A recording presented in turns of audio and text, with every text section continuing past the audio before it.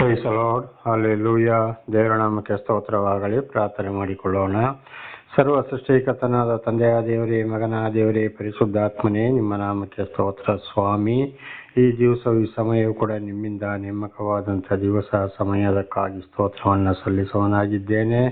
ಈ ದಿವಸದ ಸಂದೇಶದ ಭಾಗವನ್ನು ಹೇರಳವಾಗಿ ಆಶೀರ್ವದಿಸಿರಿ. ನಿಮ್ಮ ಪವಿತ್ರಾತ್ಮರ ಮೂಲಕ ನಡೆಸುವುದಕ್ಕಾಗಿ ಸ್ತೋತ್ರ. ಯೇಸುವಿನ ನಾಮದಲ್ಲಿ ಪ್ರಾರ್ಥಿಸಿದ್ದೇನೆ, ನಮ್ಮ ತಂದೆ, ಆಮೀನ್. ಇದನ್ನು ಕೇಳುತ್ತಿರುವ ನನ್ನ ಸಹೋದರ ಸಹೋದರಿ, ನಿಮಗೂ ಕೂಡ ನನ್ನ ಹೃದಯಪೂರ್ವಕವಾದಂಥ ನಮಸ್ಕಾರಗಳು. ನಿಮ್ಮನ್ನು ದೇವರು ಹೇರಳವಾಗಿ ಆಶೀರ್ವದಿಸಲಿ. ಈ ದಿವಸದ ಸಂದೇಶದ ಭಾಗವು ಕೂಡ ಆದಿಕಾಂಡ 2ನೇ ಅಧ್ಯಾಯ 5ರಿಂದ, ಆದಿಕಾಂಡ 2ನೇ ಅಧ್ಯಾಯ 5ರಿಂದ. ದೇವರ ನಾಮಕ್ಕೆ ಸ್ತೋತ್ರವಾಗಲಿ. ವಚನದ ಕಡೆಗೆ ಹೋಗೋಣ. ಆದಿಕಾಂಡ 2ನೇ ಅಧ್ಯಾಯ 5 ಮತ್ತು 6ನೇ ವಾಕ್ಯ ನೋಡುವಾಗ, ಭೂಮಿಯಲ್ಲಿ ಪರಿಶುದ್ಧ ಸ್ಥಳ ಏದೇನ್ ತೋಟ. ದೇವರ ನಾಮಕ್ಕೆ ಸ್ತೋತ್ರವಾಗಲಿ. ಈಗ ನಾವು ಪರಲೋಕ ಯಾವುದಪ್ಪ ಅಂದರೆ, ಆಕಾಶದ ಮೇಲೆ ನೀರಿದೆ, ಅದುವೇ ಪರಲೋಕ. ಅದು ಪರಿಶುದ್ಧ, ದೇವರಿಗೆ ವಾಸ ಮಾಡೋ ಸ್ಥಳ ಎಂಬುದಾಗಿ ನಾವು ತಿಳಿದುಕೊಂಡಿದ್ದೇವೆ ಮೊನ್ನೆ. ಆಗ ಭೂಮಿಯಲ್ಲಿ ಕೂಡ ಒಂದು ಪರಿಶುದ್ಧವಾದ ಸ್ಥಳ ಪರಲೋಕ ಇದೆ, ಅದು ಏದೇನ್ ತೋಟ. ಏದೇನ್ ತೋಟ ಅಂದರೆ ಪರಿಶುದ್ಧವಾದ ಭೂಮಿ ಅಂತ. ಅದು ಇಲ್ಲಿಯವರೆಗೆ ಅದನ್ನು ಕಂಡುಹಿಡಿದವರೇ ಇಲ್ಲ. ಅದು ನಮ್ಮ ಜಗತ್ತಿನ ಉತ್ತರ ಭಾಗದಲ್ಲಿ ಇದೆ, ಅಂದರೆ ಯುರೋಪ್ ಖಂಡದಲ್ಲಿ ಇದೆ ಎಂಬುದಾಗಿ ಇದನ್ನು ಒಂದು ಬ್ರಾಹ್ಮಣರು ನನಗೆ ಇದನ್ನು ಅವರು ಬರೆದ ಪುಸ್ತಕದಲ್ಲಿ ನಾನು ಓದಿ ತಿಳಿದುಕೊಂಡಿದ್ದೇನೆ. ಯುರೋಪ್ ಖಂಡದ ಒಂದು ಭಾಗದಲ್ಲಿ ಇದು ಇದೆ, ಅಂದರೆ ಭೂಮಿಯ ಲಾಸ್ಟ್ ಭಾಗದಲ್ಲಿ ಇದೆ. ಅಲ್ಲಿವರೆಗೆ ಜನರು ತಲುಪಿಲ್ಲ, ಇನ್ನು ತಲುಪಕ್ಕೆ ಆಗುವುದೂ ಇಲ್ಲ. ಅದು ಪರಿಶುದ್ಧವಾದ ಸ್ಥಳ. ಅಲ್ಲಿಗೆ ಈಗಲೂ ದೇವರ ದೂತರು ಪರಲೋಕದಿಂದ ಇಳಿತಾ ಇದ್ದಾರೆ, ಮೇಲೆ ಹೋಗ್ತಾ ಇದ್ದಾರೆ ಎಂಬುದಾಗಿ, ದೇವರು ಬಹಳ ಒಂದು ದಟ್ಟವಾದ ಅರಣ್ಯ ಎಂಬುದಾಗಿ ಒಂದು ಬ್ರಾಹ್ಮಣರು ಬರೆದಂಥ ಪುಸ್ತಕದಲ್ಲಿ ನಾನು ಇದನ್ನು ಓದಿ ತಿಳಿದುಕೊಂಡಿದ್ದೇನೆ. ಇದುವೇ ಪರಿಶುದ್ಧವಾದ ಸ್ಥಳ. ದೇವರ ನಾಮಕ್ಕೆ ಸ್ತೋತ್ರವಾಗಲಿ. ಹಾಗೆ ಅದೇ ಮತ್ತೆ ಆದಿಕಾಂಡ 2:7-8ನೇ ವಚನ ನೋಡುವಾಗ, ಪ್ರಥಮ ಮಾನವನ ಸೃಷ್ಟಿ. ದೇವರ ನಾಮಕ್ಕೆ ಸ್ತೋತ್ರವಾಗಲಿ. ಮೊತ್ತ ಮೊದಲು ದೇವರು ಮಾನವನನ್ನು, ಅಂದರೆ ಒಂದು ಗಂಡಿನ ರೂಪವನ್ನು ಆದಿಕಾಂಡ 1:26-27 ನೋಡುವಾಗ, ನಾನು ಮನುಷ್ಯನನ್ನು ತನ್ನ ಸ್ವರೂಪದಲ್ಲಿ ಉಂಟು ಮಾಡ್ತೇನೆ ಅಂತೇಳಿ ಮೊಟ್ಟ ಮೊದಲು ಒಂದು ಗಂಡು ಮನುಷ್ಯನನ್ನ ದೇವರು ಮಣ್ಣಿನಿಂದ ಈ ಸ್ಥಳದಲ್ಲಿ ಉಂಟು ಮಾಡಿದರು. ದೇವರ ನಾಮಕ್ಕೆ ಸ್ತೋತ್ರವಾಗಲಿ. ಪ್ರಥಮ ಮಾನವನ ಸೃಷ್ಟಿ ಎಂಬುದಾಗಿ. ಹಾಗೆ 9ನೇ ವಚನವನ್ನು ನೋಡುವಾಗ, ಒಳ್ಳೆಯದು ಮತ್ತು ಕೆಟ್ಟ ಮರಗಳನ್ನು ಅಲ್ಲಿ ಬೆಳೆಯಿಸಿದ ದೇವರು. ದೇವರ ನಾಮಕ್ಕೆ ಸ್ತೋತ್ರವಾಗಲಿ. ಆ ಸ್ಥಳದಲ್ಲಿ ಏನು ಮಾಡಿದ್ರು, ಒಳ್ಳೆಯದು ಮತ್ತು ಕೆಟ್ಟ ಮರದ ಹಣ್ಣುಗಳನ್ನು ಅಲ್ಲಿ ಬೆಳೆಸ್ತಾರೆ.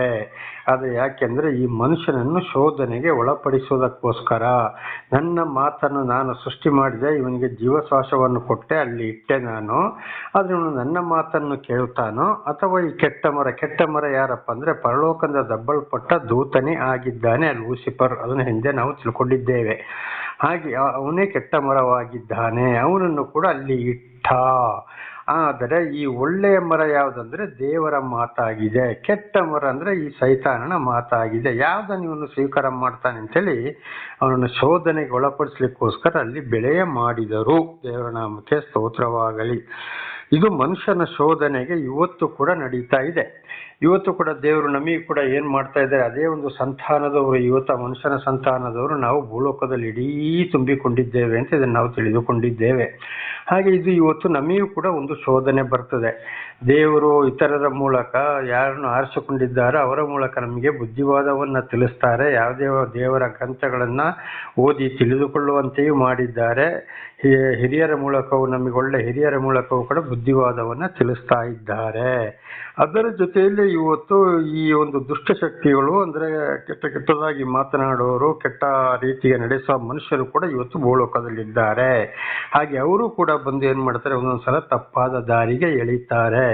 ಏನೇನೋ ಮಾತಾಡೋದು, ಏನೇನೋ ಹೇಳೋದು, ಅಂದರೆ ದೇವರಿಗೆ ವಿರುದ್ಧವಾದ ಚಟುವಟಿಕೆಗಳಲ್ಲಿ, ಅಂದರೆ 10 ದಶಾಜ್ಞೆಗಳಿಗೆ ವಿರುದ್ಧವಾಗಿ ನಡೆಯುವಂತೆ ದೇವರ ಸಂಪರ್ಕದಿಂದ ದೂರ ಮಾಡೋದು, ನಾನಾ ರೀತಿಯಲ್ಲಿ ಕೆಟ್ಟ ವಿಚಾರಗಳಿಗೆ ಕೂಡ ಇವತ್ತು ಇದನ್ನು ತಿಳಿಸುವಂಥ ಜನಗಳು ಕೂಡ ಈ ಭೂಲೋಕದಲ್ಲಿ ಇದ್ದಾರೆ. ಇದು ಕೂಡ ಒಂದು ಶೋಧನೆ. ಆದರೆ ಯಾರನ್ನು ದೇವರು ನಡೆಸ್ತಾರೋ ಒಂದು ಪರಿಶುದ್ಧವಾದ ನಡತೆಯಲ್ಲಿ, ಅಂಥವರಿಗೆ ಶೋಧನೆ ಜಾಸ್ತಿ.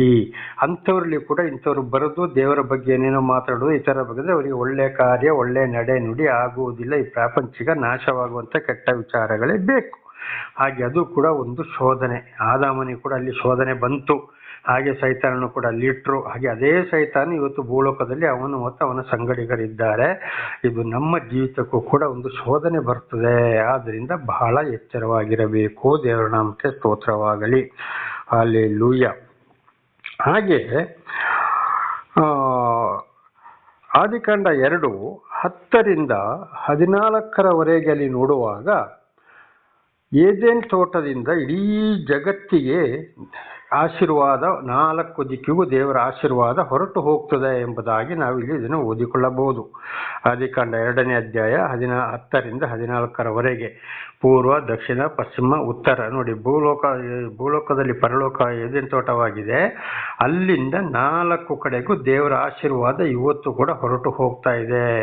ಒಂದೊಂದು ಕಡೆಗೆ ಬೆಳ್ಳಿ, ಬಂಗಾರ, ನಾನಾ ರೀತಿಯ ಸಂಪತ್ತು ಇವತ್ತು ಅಲ್ಲಿಂದ ಭೂಲೋಕಕ್ಕೆ ಏದೇನ್ ತೋಟದಿಂದ ಹೋಗುವಂಥದ್ದು. ಅದುವೇ 4 ನದಿಗಳು ಹರಿಯುತ್ತಾ ಇರುವುದು. ದೇವರ ನಾಮಕ್ಕೆ ಸ್ತೋತ್ರವಾಗಲಿ. ಆ 4 ನದಿಯೇ ದೇವರ ಆಶೀರ್ವಾದವನ್ನು ಸುರಿಸುವುದಾಗಿದೆ. ದೇವರ ನಾಮಕ್ಕೆ ಸ್ತೋತ್ರವಾಗಲಿ. ಹಲ್ಲೆಲೂಯ.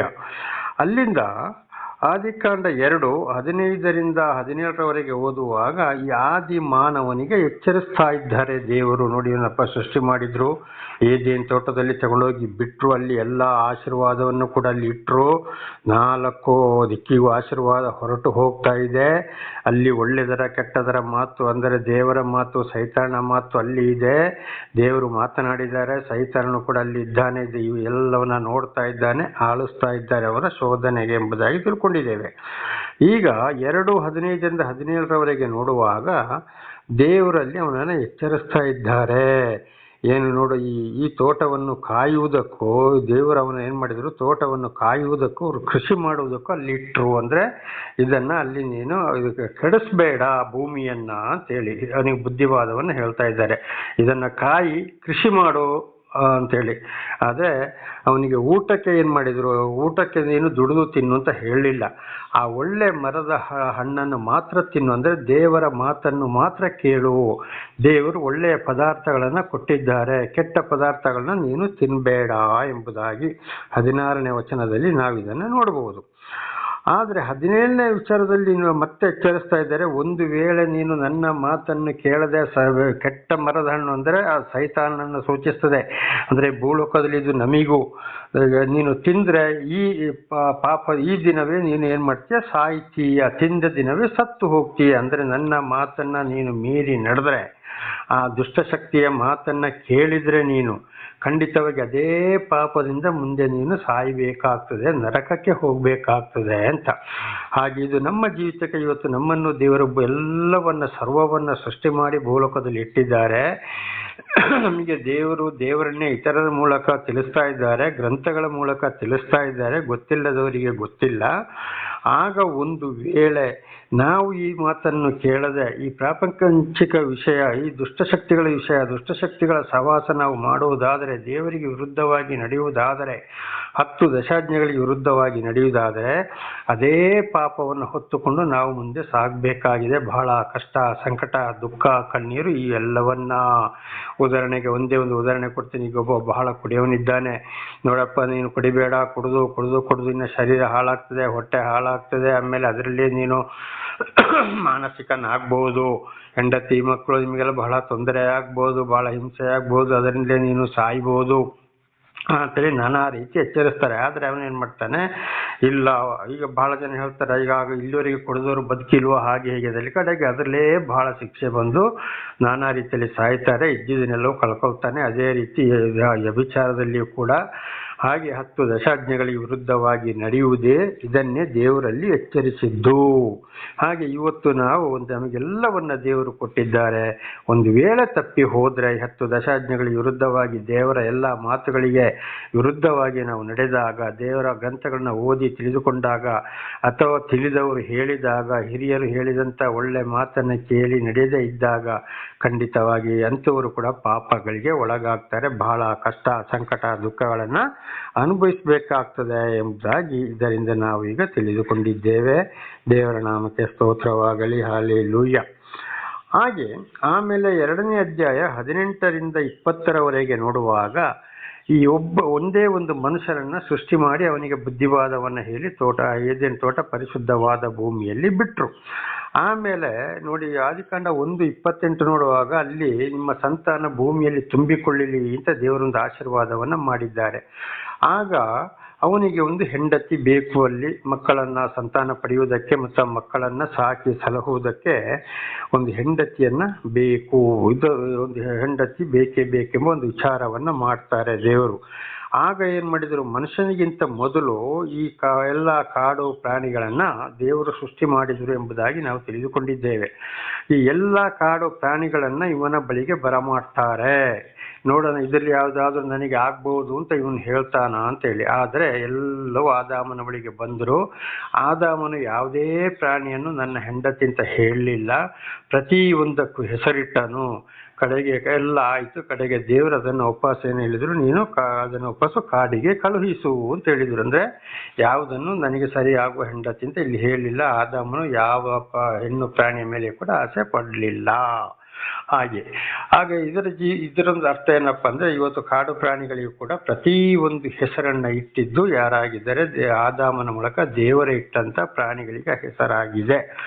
ಹಾಗೆ ಆಮೇಲೆ 21ರಿಂದ 23ರವರೆಗೆ ನಾವು ನೋಡುವಾಗ ಇನ್ನು ಏನ್ ಮಾಡೋದು, ಈ ಮನುಷ್ಯನಿಗೊಂದು ಗಾಢ ನಿದ್ರೆಯನ್ನ ಬರಮಾಡಿದರು. ಅವನ ಪಕ್ಕೆಯ ಒಂದು ಎಲುಬಿನಿಂದ ತೆಗೆದು ಒಂದು ಹುಡುಗಿಯನ್ನ ಮಾಡಿದ್ರು, ಅವನ ಪಕ್ಕದಲ್ಲೇ ಇಟ್ರು. ಇದು ಅವನಿಗೆ ಗೊತ್ತೇ ಇಲ್ಲ. ಒಳ್ಳೆ ನಿದ್ದೆ. ಅವನ ಶರೀರದಿಂದಲೇ ಒಂದು ಹುಡುಗಿಯನ್ನ ಉಂಟು ಮಾಡಿದರು ದೇವರು ಒಂದು ಎಲುಬಿನಲ್ಲಿ. ಅದನ್ನು ಅವನ ಪಕ್ಕದಲ್ಲಿ ಇಟ್ಟು ತಕ್ಷಣ ಅವನಿಗೆ ಎಚ್ಚರ ಆಗುವಾಗೆ ಮಾಡಿದ್ರು. ಆಗ ನೋಡಿ ಹೇಳ್ತಾನೆ, ಇವಳು ನನ್ನ ಮಾಂಸದಿಂದಲೇ ಉತ್ಪತ್ತಿಯಾದವಳು, ಇವಳು ನನ್ನ ಹೆಂಡತಿ ಅಂತ ಹೇಳಿಸಿಕೊಳ್ಳುವೆನು ಎಂಬುದಾಗಿ. ನಾರಿಂದ ಎನಿಸಿಕೊಳ್ಳುವಳು ಅಂದ್ರೆ ಹೆಂಡತಿ ಅಂತ ಹೇಳಿಸಿಕೊಳ್ಳುವಳು ಅಂತ ದೇವರ ನಾಮಕ್ಕೆ ಸ್ತೋತ್ರ. ಹಾಗೆ ಮೊಟ್ಟ ಮೊದಲ ಸ್ತ್ರೀಯನ್ನ ದೇವರು ಉಂಟು ಮಾಡಿದಂತ ಈ ಆದಾಮನ ಒಂದು ಎಲುಬಾಗಿದ್ದಾಳೆ. ಹಾಗೆ ಮೊಟ್ಟ ಮೊದಲು ಆ ಗಂಡಿನ ಸೃಷ್ಟಿ, ಆಮೇಲೆ ಗಂಡಿನಿಂದ ಈ ಸ್ತ್ರೀಯನ್ನ ಸೃಷ್ಟಿ ಮಾಡಿದ್ರು. ದೇವರು ನೇರವಾಗಿ ಸೃಷ್ಟಿ ಮಾಡಿದ್ದು ಗಂಡನ್ನ, ಎರಡನೇ ಹುಡುಗಿಯನ್ನ, ಅವನ ಹೆಂಡತಿಯನ್ನ ಅವನ ಎಲುಬಿನಿಂದ ಸೃಷ್ಟಿ ಮಾಡಿದ್ದು. ಅದಕ್ಕೆ ಹೆಂಡತಿಯರು ಗಂಡಂದರಿಗೆ ವಿಧೇಯರಾಗಬೇಕು ಎಂಬುದಾಗಿ ಹೇಳುವ ಮಾತೆ ಇದಾಗಿದೆ. ದೇವರ ನಾಮಕ್ಕೆ ಸ್ತೋತ್ರವಾಗಲಿ. ಹಲ್ಲೆಲೂಯಾ. ಹಾಗೆ 24, 25 ಎರಡು ಆದಿಕಾಂಡ 2, 24, 25 ಓದುವಾಗ ಅಲ್ಲಿ 24ನೇ ವಚನದಲ್ಲಿ ನೋಡುವಾಗ ಅವರ ಇಬ್ಬರನ್ನು ದೇವರು ಗಂಡ ಹೆಂಡತಿಯನ್ನಾಗಿ ಮಾಡಿದ್ದಾರೆ. 25ನೇ ವಚನ ನೋಡುವಾಗ ಅವರ ದಾಂಪತ್ಯ ಜೀವನದ ಬಗ್ಗೆ ಅಲ್ಲಿ ಮಾತನಾಡಿದರೆ, ಬೆತ್ತಲೆ ಆದ್ರೆ ಅವರು ನಾಚಿಕೊಳ್ಳುವುದಿಲ್ಲ. ಗಂಡ ಹೆಂಡತಿಯರನ್ನಾಗಿ ದೇವರವರನ್ನ ಆಶೀರ್ವಾದ ಮಾಡಿದರು. ದೇವರ ನಾಮಕ್ಕೆ ಸ್ತೋತ್ರವಾಗಲಿ. ಹಾಗೆ ಇವತ್ತು ಕೂಡ ಹಿರಿಯರ ಒಂದು ಆಶೀರ್ವಾದದಲ್ಲಿ ಸಂತೋಷದಿಂದ ಗಂಡ ಹೆಂಡತಿ ಆಗುವಂಥದ್ದು ದೇವರ ಒಂದು ಆಶೀರ್ವಾದ. ದೇವರ ನಾಮಕ್ಕೆ ಸ್ತೋತ್ರವಾಗಲಿ. ಆದರೆ ಅವರವರ ಸ್ವಂತಕ್ಕೆ ಇವತ್ತು ಹುಡುಗಿಯರು ಎಷ್ಟು ಆಗ್ತಾರೆ, ಅಥವಾ ಮದುವೆ ಆದ ಹೆಂಡತಿಯರು ಬೇರೊಂದು ಗಂಡತಿನ ಜೊತೆಲಿ ಹೋಗ್ತಾರೆ, ಬೇರೆ ಒಂದು ಗಂಡನು ಬೇರೊಂದು ಹೆಂಡತಿಯನ್ನು ಕಟ್ಕೊಂಡು ಹೋಗ್ತಾರೆ. ಇದೆಲ್ಲ ದೇವರಿಂದ ಅಲ್ಲ, ಇದೆಲ್ಲ ಅವರ ಸ್ವಂತ ಸ್ವಾಭಾವಿಕ ವಿಚಾರ. ಇದೆಲ್ಲ ಬಹಳ ಶಿಕ್ಷೆ ಅನುಭವಿಸುವಂಥದ್ದು. ಆದರೆ ಹಿರಿಯರ ಸಮ್ಮುಖದಲ್ಲಿ ಶಾಂತಿ ಸಮಾಧಾನದಿಂದ ಆಗುವ ಮದುವೆ, ಅದು ದೇವರ ಒಂದು ಪ್ರೀತಿಯಿಂದ ಆಗುವಂತ ಮದುವೆ. ದೇವರ ನಾಮಕ್ಕೆ ಸ್ತೋತ್ರವಾಗಲಿ. ಹಾಗೆ ದೇವರು ಮನುಷ್ಯರನ್ನೆಲ್ಲ ಸೃಷ್ಟಿ ಮಾಡಿದ್ರು, ಹೆಣ್ಣನ್ನು ಸೃಷ್ಟಿ ಮಾಡಿದ್ರು, ಗಂಡನ್ನಾಗಿ ಮಾಡಿ ಅಲ್ಲಿ ಏದೇನ್ ತೋಟದಲ್ಲಿ ಅವರನ್ನ ಇಟ್ಟರು. ಮೊದಲೇ ಈ ಸ್ತ್ರೀಯನ್ನ ಅಲ್ಲಿ ಈ ಪುರುಷನನ್ನ ಎಚ್ಚರಿಸಿದ್ರು. ಆ ಒಂದು ಮರದ ಹಣ್ಣನ್ನು ಮಾತ್ರ ನೀನು ತಿನ್ಬೇಡ, ತಿಂದರೆ ಈ ದಿವಸವೇ ನೀನು ಸತ್ತು ಹೋಗ್ತೀಯ, ಭೂಮಿಯನ್ನು ಮಾತ್ರ ಕೆಡಿಸ್ಬೇಡ ಅಂತೇಳಿ. ಹಾಗೆ ನೋಡಿ, ಇವತ್ತು ಏನ್ ಮಾಡ್ತಾ ಇದ್ದಾರೆ ಅನೇಕರು, ದೇವರು ಮನುಷ್ಯರಿಗಾಗಿ ಕೊಟ್ಟಂತ ಈ ಭೂಮಿಯನ್ನ ನಾನಾ ಥರದ ಕೆಟ್ಟ ವಿಚಾರಗಳಿಗೆ, 10 ದಶಾಜ್ಞೆಗಳ ವಿಚಾರಗಳಿಗಾಗಿ ಭೂಮಿಯನ್ನು ಬಳಸಿಕೊಂಡಿದ್ದಾರೆ. ಅನೇಕರು ವ್ಯಭಿಚಾರವನ್ನು ಮಾಡ್ತಾ ಇದ್ದಾರೆ, ಕದೀತಾರೆ, ಸುಳ್ಳು ಹೇಳ್ತಾರೆ, ಮಣ್ಣನ್ನು ವ್ಯಾಪಾರ ಮಾಡ್ತಾರೆ, ದೊಡ್ಡ ದೊಡ್ಡ ಮರ ಕಾಡುಗಳನ್ನ ಕಡಿದು ದೊಡ್ಡ ದೊಡ್ಡ ಬಿಲ್ಡಿಂಗು ಲಾಡ್ಜ್ಗಳು ಮಾಡಿ ಅದರಲ್ಲಿ ಬೇಡಾದಂಥ ಅನಾಚಾರ, ಹೋಮ್ ಸ್ಟೇ ಇಂಥದ್ದೆಲ್ಲ ನಡೀತಾ ಇದೆ. ಇದು ದೇವರಿಗೆ ಬೇಸರ. ಪರಿಶುದ್ಧ ಭೂಮಿಯಾಗಿತ್ತು ಮೊದಲು, ಮನುಷ್ಯರು ಎಚ್ಚರಿಸ್ತಾ ಇದ್ದಾರೆ, ಹಾಳು ಮಾಡ್ತಾ ಬರ್ತಾ ಇದ್ದಾರೆ. ಅದುವೇ ಇತ್ತು, ಭೂಮಿಗೆ ಗಂಡಾಂತರ, ಸುನಾಮಿ ಆಗೋದು, ಭೂಮಿ ಒಡೆಯೋದು, ಬೆಟ್ಟ ಜರಿಯೋದು, ಮಳೆಯಿಂದ ನಾಶ, ಬಿಸಿಲಿನಿಂದ ನಾಶ, ನಾನಾ ರೀತಿ ಬೆಂಕಿಯಿಂದ ನಾಶವಾಗುವಂಥದ್ದು. ಇದುವೇ ದೇವರು ಮನುಷ್ಯನಿಗೆ ಕೊಟ್ಟಂತ ಭೂಮಿಯನ್ನು ಕೆಡಿಸ್ತಾ ಇರುವುದು. ಇದೇ ದೇವರ ಕೋಪ ಇವತ್ತು ಭೂಮಿಗೆ ಬಂದಿರುವುದು. ಹಾಗೆ ಆಯ್ತು, ಗಂಡು ಹೆಣ್ಣನ್ನು ಅಲ್ಲಿ ಇಟ್ಟರು. ದೇವರ ನಾಮಕ್ಕೆ ಸ್ತೋತ್ರವಾಗಲಿ. ಹಲ್ಲೆಲೂಯಾ. ಹಾಗೆ ಈಗ ಆದಿಕಾಂಡ 3ನೇ ಅಧ್ಯಾಯಕ್ಕೆ ಹೋಗೋಣ ನಾವು. ದೇವರ ನಾಮಕ್ಕೆ ಸ್ತೋತ್ರವಾಗಲಿ. ಹಲ್ಲೆಲೂಯಾ.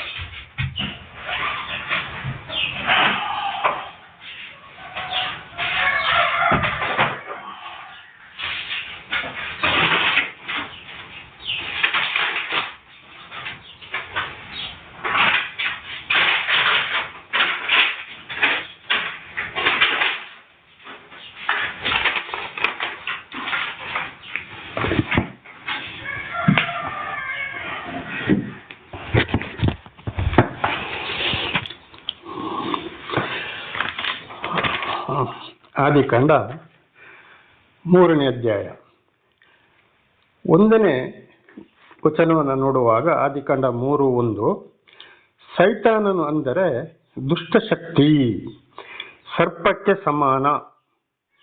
ದೇವರ ನಾಮಕ್ಕೆ ಸ್ತೋತ್ರವಾಗಲಿ. ಈ ಸೈತಾನ ಯಾರಂದ್ರೆ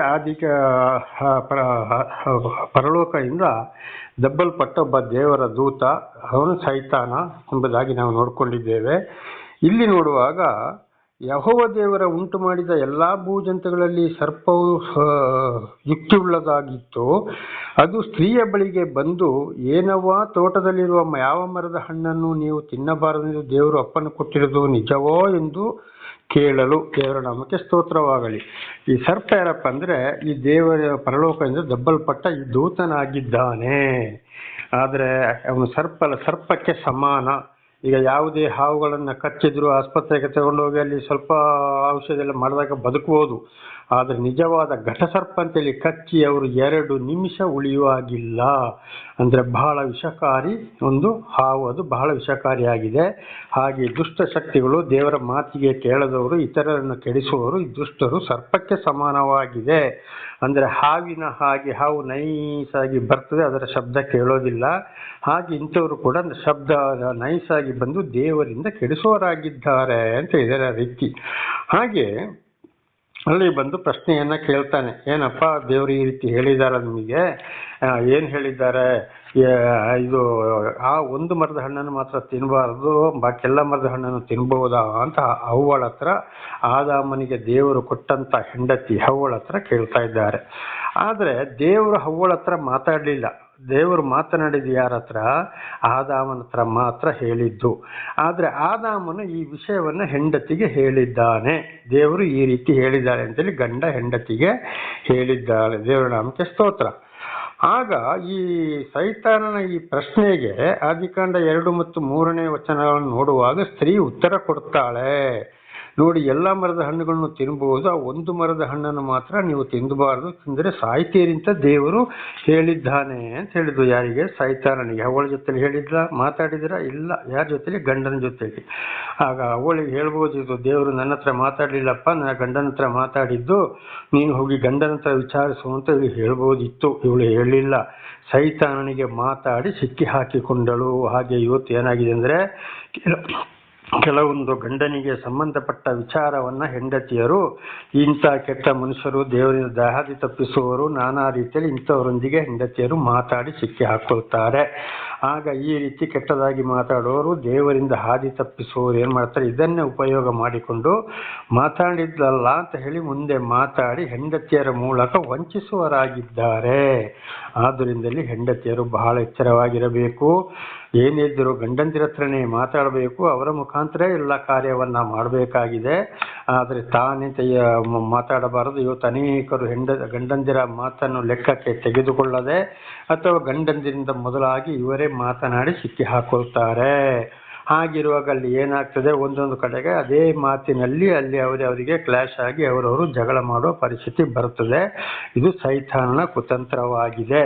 ಹಾಗೆ ಅನೇಕರು ಗಂಡಂದಿರ ಮೇಲೆ ಅಧಿಕಾರವನ್ನು ಚಲಾಯಿಸ್ತಾರೆ. 1 ತಿಮೋಥಿ 2ನೇ ಅಧ್ಯಾಯದಲ್ಲಿ ಕೂಡ ಅಪೊಸ್ತಲ ಪೌಲರು ಹೇಳ್ತಾರೆ, ನಾನು ಪುರುಷರ ಮೇಲೆ ಅಧಿಕಾರವನ್ನು ಚಲಾಯಿಸಲು ಅನುಮತಿ ಕೊಡುವುದಿಲ್ಲ ಎಂಬುದಾಗಿ. ನೋಡಿ, ಇದುವೇ ಆಗಿದ್ದು ಕಾರಣ. ಆದ್ದರಿಂದ ಹೆಂಡತಿಯರು ಬಹಳ ಎಚ್ಚರವಾಗಿ ಇರಬೇಕಾಗಿದೆ. ದೇವರ ನಾಮಕ್ಕೆ ಸ್ತೋತ್ರವಾಗಲಿ. ಹಾಗೆ ಆದಿಕಾಂಡ 3ನೇ ಅಧ್ಯಾಯ 4ನೇ ವಚನ ನೋಡುವಾಗ, ಆಗ ಸರ್ಪವು ಸ್ತ್ರೀಗೆ, ನೀವು ಹೇಗೂ ಸಾಯುವುದಿಲ್ಲ. ನೋಡಿ, ಏನು ಹೇಳ್ತಾನೆ ಸರ್ಪ? ಇಲ್ಲ, ದೇವರ ಮಾತನ್ನೇ ಸುಳ್ಳು ಮಾಡ್ತಾ ಇದ್ದಾನೆ ಅವನು. ನೀವು ಹೇಗೂ ಸಾಯುವುದಿಲ್ಲ, ಇದು ದೇವರ ಮಾತು ಸುಳ್ಳು ಎಂಬುದಾಗಿ.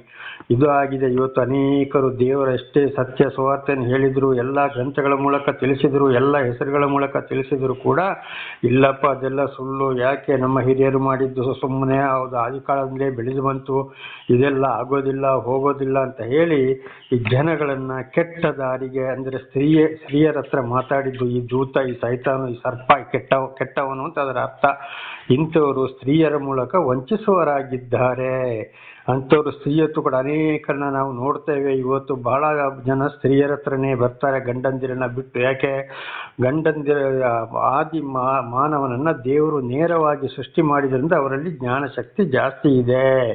ಆದ್ದರಿಂದ ಅವರು ಒಂದು ವೇಳೆ ಇವನು ನಮ್ಮ ಮಾತಿಗೆ ಉತ್ತರ ಕೊಡದೇ ಇರಬಹುದು ಅಂತೇಳಿ ಸ್ತ್ರೀಯರಾದರೆ ಸ್ವಲ್ಪ ನಯವಾಗಿ ಮಾತನಾಡಿದರೂ ಕೂಡ ಅಲ್ಲಿ ಏನು ಮಾಡ್ತಾರೆ, ಅವರು ಇವರನ್ನು ವಂಚಿಸಬಹುದು ಅಂತ ಹೇಳಿ ಯೋಚನೆ ಮಾಡಿ ಅನೇಕರು ಇವತ್ತು ಈ ಸ್ತ್ರೀಯರ ಹತ್ರನೇ ಬಂದು ಅವರನ್ನೇ ಕೆಡಿಸುವರಾಗಿದ್ದಾರೆ ಸಂಸಾರವನ್ನು. ನೋಡಿ, ಆದಿಕಾಂಡ 3:1 ನೋಡುವಾಗ, ಏನವ್ವ, ತೋಟದಲ್ಲಿರುವ ಯಾವ ಮರದ ಹಣ್ಣನ್ನು ತಿನ್ನಬಾರದೆಂದು ದೇವರ ಅಪ್ಪಣೆ ಕೊಟ್ಟಿದ್ದು ನಿಜವೋ? ಏನವ್ವ ಅಂತ ಎಂಥ ಒಂದು ನೈಸಲ್ಲಿ ಮಾತಾಡ್ದ ನೋಡಿ. ಹಾಗೆ ಇವತ್ತು ಅನೇಕರು ಸ್ತ್ರೀಯರ ಹತ್ರನೇ ಬಂದು ನಾನಾ ರೀತಿಯ ಗಂಡಂದಿರನ್ನ ಕೆಡಿಸುವವರಾಗಿದ್ದಾರೆ. ದೇವರ ವಿಷಯವನ್ನು ಚಾಡಿ ಹೇಳಿ ಅವರ ಒಂದು ಲಾಭಕ್ಕಾಗಿ ದಶಾಂಶ ಕಾಣಿಕೆಯಾಗಿ, ಇದು ಕೂಡ ನನ್ನ ಜೀವಿತದಲ್ಲಿ ಕಣ್ಣಾರೆ ನೋಡಿದ್ದೇನೆ, ಕಿವಿಯಾರೆ ಕೇಳಿದ್ದೇನೆ, ನಡೆದು ಹೋಗಿದೆ, ಈಗಲೂ ನಡೀತಾ ಇದೆ. ಆದ್ದರಿಂದ ಸ್ತ್ರೀಯರು ಬಹಳ ಎಚ್ಚರವಾಗಿರಬೇಕು. ಹಾಗೆ ನಿಜವೋ? ಇಲ್ಲ. 4ನೇ ವಚನದಲ್ಲಿ, ಆಗ ಸರ್ಪವು ಸ್ತ್ರೀಗೆ, ನೀವು ಹೇಗೂ ಸಾಯುವುದಿಲ್ಲ. ನೋಡಿ, ಅಲ್ಲಿ ಭರವಸೆ ಕೊಡ್ತಾ ಇದ್ದಾನೆ, ದೇವರ ಮಾತನ್ನು ಸುಳ್ಳು ಹೇಳುವನಾಗಿದ್ದಾನೆ. ಹಾಗೆ ಇವತ್ತು ದೇವರು ಬರೆದಿರುವ ಗ್ರಂಥದಲ್ಲಿ ಇವತ್ತು ಬೈಬಲ್ ಇರ್ಬೋದು, ಪುರಾಣ ಇರ್ಬೋದು, ಮಹಾಭಾರತ ಇರ್ಬೋದು, 4 ವೇದಗಳು ಇರ್ಬೋದು, ಪುರಾಣಗಳು ಇರ್ಬೋದು, ಇವೆಲ್ಲವೂ ದೇವರ ಗ್ರಂಥಗಳಾಗಿವೆ. ಇದರಲ್ಲಿ ಸುಳ್ಳು ಹೇಳುವುದು, ಹೇಳಿಸುವುದು ಯಾರ ಕೆಲಸವಾಗಿದೆ? ಸೈತಾನನ ಕೆಲಸ. ಅಥವಾ ಇವತ್ತು ನಾವು ಸೇವಕರುಗಳು, ನಾವು ಅಂಥವರು ಇಂಥವರು ದೇವಮಾನವರು ಅಂತೇಳಿ ನಾನಾ ಥರ ಅನ್ಯಾಯ ಮಾಡುವುದು ಯಾರ ಕೆಲಸವಾಗಿದೆ? ಅವರಲ್ಲಿ ದುಷ್ಟಶಕ್ತಿ ಇದ್ದಾನೆ, ದುಷ್ಟಶಕ್ತಿ ಅವರನ್ನು ನಡೆಸುವನಾಗಿದ್ದಾನೆ ಎಂಬುದಾಗಿ. ಅದಕ್ಕೆ ಬೈಬಲಲ್ಲಿ ಪ್ರಕಟಣೆ 21:8 ಓದುವಾಗ, ದೇವರಿಗೆ ವಿರುದ್ಧವಾಗಿ ನಡೆಯುವರೆಲ್ಲರೂ ಗದಗದ ಉರಿಯುವ ಬೆಂಕಿಯ ಕುಂಡಕ್ಕೆ ಹೋಗಿ ಬೀಳ್ತಾರೆ. ನಾಳದು ಈ ಲೋಕದಲ್ಲಿ ಕೂಡ ಅವರಿಗೆ ಸಾಯಕ್ಕಿಂತ ಮೊದಲು ಬಹಳ ಕಷ್ಟ, ಸಂಕಟ, ದುಃಖಗಳನ್ನು ಅನುಭವಿಸಲೇಬೇಕು. ಅದು ಮಾತ್ರ ಮಾತ್ರವಲ್ಲ, ನ್ಯಾಯ ತೀರ್ಪಿನ ದಿವಸ ಆತ್ಮವು ನೇರವಾಗಿ ಬೆಂಕಿಗೆ ಹೋಗಿ ಬೀಳ್ತದೆ. ಅವರಿಗೆ ಯಾವ ಶಿಕ್ಷೆ ಅಂತೇಳಿ ಇದರ ಯಶಾಯ 64:24, ಮಾರ್ಕ 9:48, ಮತ್ತಾಯ 3:10, 24:30, ಇನ್ನು ಅನೇಕ ಕಡೆ ನೋಡುವಾಗ ಅಲ್ಲಿ ಬಹಳ ಶಿಕ್ಷೆಯನ್ನು ಪ್ರಕಟಿಸಲಾಗಿದೆ. ಈ ಲೋಕದಲ್ಲಿ ಕೂಡ ಅವರು ಸಾಯಕ್ಕೆ ಮೊದಲು ಬಹಳ ಕಷ್ಟ, ಸಂಕಟ, ದುಃಖಗಳನ್ನು ಅನುಭವಿಸಬೇಕಾಗ್ತದೆ. ಅನೇಕರು ದೇವರುಗಳ ಹೆಸರುಗಳನ್ನು ಹೇಳಿಕೊಂಡು ಮಾನವ ಜನಾಂಗದಲ್ಲಿ ಸುಳ್ಳು ಹೇಳಿ ಜನಗಳನ್ನ ವಂಚನೆ ಮಾಡಿ ಬರೀ ದಶಾಂಶ ಕಾಣಿಕೆ ಅಂತ ಹೇಳಿ ಸಂಪಾದನೆ ಮಾಡಕ್ಕೆ ನೋಡ್ತಾ ಇದ್ದಾರೆ. ಇಂಥವರಿಗೆಲ್ಲ ಬಹಳ ಶಿಕ್ಷೆ ಇದೆ ಎಂಬುದಾಗಿ ಕೂಡ ಬರೆಯಲ್ಪಟ್ಟಿದೆ. ಹಾಗೆ ನೋಡಿ ಅಲ್ಲಿ ಏನು ಹೇಳ್ತಾ, ಸುಳ್ಳು ಹೇಳುವುದು ಯಾರ ಕೆಲಸವಾಗಿದೆ? ಸೈತಾನನ ಕೆಲಸವಾಗಿದೆ. ಯಾವುದೇ ರೀತಿಯಲ್ಲಿ ಸುಳ್ಳು ಹೇಳುವಂಥದ್ದು, ಹೇಳಿಸುವಂಥದ್ದು, ಜನಗಳನ್ನು ಒಳ್ಳೆಯವರನ್ನ ಕೆಟ್ಟ ದಾರಿಗೆ ನಡೆಸುವಂಥದ್ದು, ಇದೆಲ್ಲವೂ ಸೈತಾನನ ಕೆಲಸವಾಗಿದೆ. ಹಾಗೆ ನೋಡಿ 5ನೇ ವಚನಗಳಲ್ಲಿ 5 ನೋಡುವಾಗ ಅಲ್ಲಿ ಈ ನೀವು ಇದರ ಹಣ್ಣನ್ನು ತಿಂದಾಗಲೇ ನಿಮ್ಮ ಕಣ್ಣುಗಳು ತೆರೆಯುವು, ನೀವು ದೇವರಂತೆ ಆಗಿ ಒಳ್ಳೆದರ ಕೆಟ್ಟದರ ಭೇದವನ್ನು ಅರಿತವರಾಗಿರು, ಇದು ದೇವರಿಗೆ ಚೆನ್ನಾಗಿ ಗೊತ್ತುಂಟು ಅಂದಿತು. ನೋಡಿ, ಸೈತಾನ ಮತ್ತು ಅಲ್ಲಿ ವಂಚಿಸ್ತಾ ಇದ್ದಾನೆ. ನೀವು ಇದನ್ನು ತಿಂದರೆ ಒಳ್ಳೆಯವರಾಗ್ತೀರಿ ಅಂತ ದೇವರಿಗೆ ಚೆನ್ನಾಗಿ ಗೊತ್ತಿದೆ, ಅದಕ್ಕೆ ದೇವರು ಏನು ಮಾಡಿದ್ದಾರೆ? ಸುಳ್ಳು ಹೇಳಿದ್ದಾನೆ ಅಂತಿದೆ. ಹಾಗೆ ಈ ಸುಳ್ಳು ನಾನಾ ರೀತಿಯಲ್ಲಿ ಸುಳ್ಳು ಹೇಳೋರನ್ನ ಖಂಡಿತವಾಗಿ ನಂಬಬಾರದು. ಅವರಲ್ಲಿ ದುಷ್ಟಶಕ್ತಿ ಇದ್ದಾನೆ. ದೇವರಿಂದಲೂ ಹಾದಿ ತಪ್ಪಿಸ್ತಾರೆ. ಅವರಿಗಾಗಿ ಇತರರನ್ನ ಮೋಸ, ದಗ, ಕೊಲೆ ಇವಂಥದ್ದು 10 ದಶಾಜ್ಞೆಗಳಿಗೆ ವಿರುದ್ಧವಾಗಿ ಇವಂಥವರು ನಡೆಯವರಾಗಿದ್ದಾರೆ ಎಂಬುದಾಗಿ. ಅಲ್ಲಿಂದ ಈ ಮಾತನ್ನ, ಗಂಡ ಹೇಳಿದ ಮಾತನ್ನು ನಂಬ್ತಾ ಇಲ್ಲ. 6ನೇ ವಚನ ಆದಿಕಾಂಡ 3:6 ನೋಡುವಾಗ ಗಂಡ ಹೇಳಿದ ಮಾತನ್ನ ಮರೆತು ಆ ಮರದ ಹಣ್ಣನ್ನು ಮಾತ್ರ ತಿನ್ನಬಾರ್ದು, ತಿಂದರೆ ಸತ್ತೇ ಹೋಗ್ತೀಯಾ ಅಂತೇಳಿ ದೇವರು ಹೇಳಿದ್ದಾರೆ ಅಂತ ಹೇಳಿದಂಥ ಗಂಡನ ಮಾತನ್ನ ಮರೆತು ಸೈತಾನನ ಮಾತನ್ನ ನಂಬ್ತಾಳೆ. ಯಾರು? ಈ ಸ್ತ್ರೀ. ಆದ್ರಿಂದ ಸೈತಾನನ ಮಾತನ್ನ ಕೇಳಿ ಅಲ್ಲಿ ಏನ್ ಮಾಡಿದ್ಲು? ಅವಳು ಪಾಪಕ್ಕೆ ಗುರಿಯಾದ್ಲು. ಹಾಗೆ ಒಂದು ಮರದ ಹಣ್ಣು, ಅದರಲ್ಲಿ ಏನಾಗಿದೆ ನೋಡಿ, ಆ ಮರದ ಹಣ್ಣನ್ನು ತಿನ್ನುವುದಕ್ಕೆ ಉತ್ತಮವಾಗಿಯೂ ನೋಡುವುದಕ್ಕೆ ರಮ್ಯವಾಗಿಯೂ ಜ್ಞಾನೋದಯಕ್ಕೆ ಅಪೇಕ್ಷಿಸತಕ್ಕದಾಗಿಯೂ ಇದೆ ಎಂದು ತಿಳಿದು ಅದನ್ನು ತೆಗೆದುಕೊಂಡು ತಿಂದಳು. ಸಂಗಡ ಇದ್ದ ಗಂಡನಿಗೂ ಕೊಡಲು ಅವನು ತಿಂದನು. ನೋಡಿ, ಅವಳು ಮಾತ್ರ ಅಲ್ಲ, ಗಂಡನಿಗೂ ಕೂಡ ಮರದ ಹಣ್ಣು ಅಂದರೆ ಕೆಟ್ಟ ಆಹಾರ. ಇವತ್ತು ಭೂಲೋಕದಲ್ಲಿ ಕೆಟ್ಟ ಆಹಾರವನ್ನು ತಿಂದಾಗ ಮನುಷ್ಯರು ಅನೇಕ ರೀತಿಯಲ್ಲಿ ಏನಾಗ್ತಾರೆ? ಇವತ್ತು ಕೆಟ್ಟು ಹೋಗ್ತಾರೆ, ಆರೋಗ್ಯ ಕೆಟ್ಟು ಹೋಗ್ತದೆ. ಅದರಿಂದಲೇ ಬಹಳ ಪಾಪ ಉಂಟಾಗ್ತದೆ. ಮದ್ಯಪಾನ, ಧೂಮಪಾನ, ಕೆಟ್ಟ ಆಹಾರ ಪದಾರ್ಥಗಳು. ಅವಳು ಏನ್ ಮಾಡಿದ್ಲು? ಗಂಡನನ್ನ ಕೆಡಿಸಿದ್ದು. ಆವಾಗ ಗಂಡ ಏನ್ ಮಾಡ್ದ? ದೇವರು ಹೇಳಿದ ಮಾತನ್ನ ಮರೆತು ಹೆಂಡತಿಯ ಮಾತಿಗೆ ಬೆಲೆ ಕೊಟ್ಲು. ಹೆಂಡತಿ ಕೊಟ್ಟಂದು ಹೇಳಿದಂತ ಆಹಾರವನ್ನ ತಿಂದ್ಲು. ದೇವರ ನಂಬಿಕೆ ಸ್ತೋತ್ರ. ಆಗಲ್ಲಿ ಏನಾಗಿದೆ ನೋಡಿ, 3 ರೀತಿಯಲ್ಲಿ ಸೈತಾನ ವಂಚಿಸ್ತಾ ಇದ್ದಾನೆ. ನೋಡುವುದಕ್ಕೆ, ತಿನ್ನುವುದಕ್ಕೆ ಉತ್ತಮವಾಗಿಯೂ, ನೋಡುವುದಕ್ಕೆ ರಮ್ಯವಾಗಿಯೂ, ಜ್ಞಾನೋದಯಕ್ಕೆ ಅಪೇಕ್ಷಿಸತಕ್ಕದಾಗಿಯೂ ಇದೆ ಅಂತೇಳಿ ಯಾವ ರೀತಿಯಲ್ಲಿ ವಂಚಿಸ್ತಾನೆ ನೋಡಿ. ದೇವರ ನಾಮಕ್ಕೆ ಸ್ತೋತ್ರವಾಗಲಿ. ಇದುವೇ ನೋಡಿ, ಆದಿಕಾಂಡ 4ನೇ ಅಧ್ಯಾಯದಲ್ಲಿ ಸೈತಾನನು ಬಂದು ಯೇಸುಸ್ವಾಮಿಯನ್ನು 3 ಸಲ ವಂಚಿಸಲಿಕ್ಕೆ ನೋಡ್ತಾನೆ, 3 ರೀತಿಯಲ್ಲಿ. ಆದರೆ ಸೈತಾನನ ಮಾತಿಗೆ ದೇವರು ಉತ್ತರ ಕೊಡಲಿಲ್ಲ. ಕಡೆಗೆ ಸೈತಾನ ಓಡಿ ಹೋದ. 1 ಯೋಹಾನ 2:15-17 ನೋಡುವಾಗ, ಲೋಕವನ್ನಾಗಲಿ ಅದರಲ್ಲಿ ಇರುವುದನ್ನಾಗಲಿ ಪ್ರೀತಿಸಬೇಡಿರಿ, ಹಾಗೆ ಪ್ರೀತಿ ಮಾಡಿದರೆ ಅಂಥವರಲ್ಲಿ ದೇವರ ಆತ್ಮ ಇಲ್ಲ. 1 ಯೋಹಾನ 2:15-17 ಇದರಲ್ಲಿ ಈ ಅಂಥವರಲ್ಲಿ ದೇವರ ಆತ್ಮ ಇರುವುದಿಲ್ಲ ಎಂಬುದಾಗಿ ಸ್ಪಷ್ಟವಾಗಿ ಯೋಹಾನನ ಮೂಲಕ ದೇವರು ತಿಳಿಸಿದ್ದಾರೆ. ಆದ್ದರಿಂದ ಬಹಳ ಎಚ್ಚರವಾಗಿರಬೇಕು. ಆ ಹಣ್ಣನ್ನು ತಿಂದ ಕೂಡಲೇ ಅವರು ಬೆತ್ತಲೆಯಾದರು. ಅಲ್ಲಿವರೆಗೆ ಗಂಡ ಹೆಂಡತಿ ಬೆತ್ತಲೆಯಾದರೂ ಅವರು ನಾಚಿಕೊಳ್ಳಲಿಲ್ಲ. ಅವರಿಗೆ ಪಾಪ ಎಂಬುದೇ ಗೊತ್ತಿಲ್ಲ. ಯಾವಾಗ ಸೈತಾನನ ಮಾತು ಕೇಳಿ ಹಣ್ಣನ್ನು ತಿಂದ್ರೋ ಆವಾಗ ಅಲ್ಲಿ ಬೆತ್ತಲೆಯಾಯಿತು. ಅವರ ಮಾನವನ ಮುಚ್ಚಿಕೊಳ್ಳಿಕ್ಕೆ ಮರದ ಎಲೆಯನ್ನು ಹೊಲಿದು ಉಟ್ಟುಕೊಂಡರು. ದೇವರ ನಾಮಕ್ಕೆ ಸ್ತೋತ್ರವಾಗಲಿ. ನೋಡಿ, ಸೈತಾನನ ಮಾತು ಕೇಳಿದ್ರಿಂದ ಅವರಿಬ್ಬರು ಅಪರಾಧಿಗಳಾದರು. ಅವರ ಜೀವನದಲ್ಲಿ ನಾಚಿಕೆ ಸ್ವಭಾವ ಬಂತು. ಇದು ಇವತ್ತು ಕೂಡ ಅದುವೇ ನಡೀತಾ ಇದೆ. ಬಹಳ ಎಚ್ಚರವಾಗಿರಬೇಕು ನಾವು. ಇದು ನಾಳೆಗೂ ಮುಂದುವರಿಯುತ್ತದೆ. ಪ್ರಾರ್ಥನೆ ಮಾಡಿಕೊಳ್ಳೋಣ. ಸರ್ವ ಸೃಷ್ಟಿಕರ್ತನ ತಂದೆಯ ದೇವರೇ, ಮಗನ ದೇವರೇ, ಪರಿಶುದ್ಧಾತ್ಮನೇ, ಇವತ್ತಿನ ಒಂದು ಸಂದೇಶವನ್ನು ನನ್ನ ಸಹೋದರ ಸಹೋದರಿಗೆ ತಿಳಿಸಲು ನೀವು ಆಶೀರ್ವಾದ ಮಾಡಿದಕ್ಕಾಗಿ ಸ್ತೋತ್ರ. ಅವರು ಏನಾದರೂ ತಪ್ಪಿ ಹೋಗಿದ್ದರೆ ಅವರಿಗೂ ಒಳ್ಳೆ ಬುದ್ಧಿ, ಜ್ಞಾನ, ತಿಳುವಳಿಕೆ, ಶಾಂತಿ, ಸಮಾಧಾನ, ವಿಶೇಷವಾದ ಜ್ಞಾನವನ್ನು ಕೊಟ್ಟು ನಡೆಸಿರಿ. ಇದನ್ನು ಅವರ ಮಕ್ಕಳಿಗೂ ತಿಳಿಸಿ ಅವರೆಲ್ಲರೂ ನಿಮ್ಮಿಂದ ಆಶೀರ್ವಾದ ಹೊಂದಿ ಜೀವಿಸುವಂತೆ, ನಿಮ್ಮ ಸಾಕ್ಷಿಗಳಾಗುವಂತೆ ಮಾರ್ಪಡಿಸಿರಿ. ಹಾಗೆ ಮಾಡುವುದಕ್ಕಾಗಿ ಸ್ತೋತ್ರ. ಯೇಸುವಿನ ನಾಮದಲ್ಲಿ ಪ್ರಾರ್ಥಿಸಿದ್ದೇನೆ, ನಮ್ಮ ತಂದೆ, ಆಮೇನ್. ಇದನ್ನು ಕೇಳುತ್ತಿರುವ ಸಹೋದರ ಸಹೋದರಿಯರೇ, ನಿಮಗೂ ನನ್ನ ಹೃದಯಪೂರ್ವಕವಾದ ಧನ್ಯವಾದಗಳು. ದೇವರು ನಿಮ್ಮನ್ನು ಹೇರಳವಾಗಿ ಆಶೀರ್ವದಿಸಲಿ.